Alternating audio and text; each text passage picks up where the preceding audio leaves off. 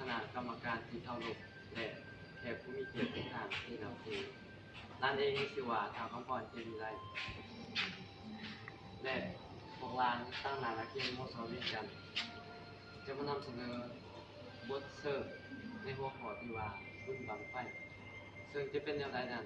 ขอเชิญทุกท่านติดตามรับชมและรับฟังได้